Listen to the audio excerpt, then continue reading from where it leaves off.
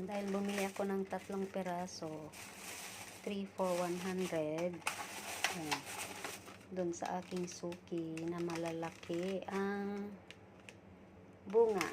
Ay. And then, syempre, may free ulit akong orange, yung ano, basta ano siya, seedless. Dati naalala ko tuloy yung pasalubong nila amo nun, galing sila ng Japan. Ito, binigyan din ako ng ganito dati, seedless daw, galing Japan. So ngayon, marami na rin dito. Ayan. So, dahil suki ko yung binilhan ko nito, sa kabila kasi, walang free. Ayun, kilala na ako, kaya yan. Binigyan niya ako ng free. Yan. Hindi kasi nakabili sila amo. So, isang linggo na akong,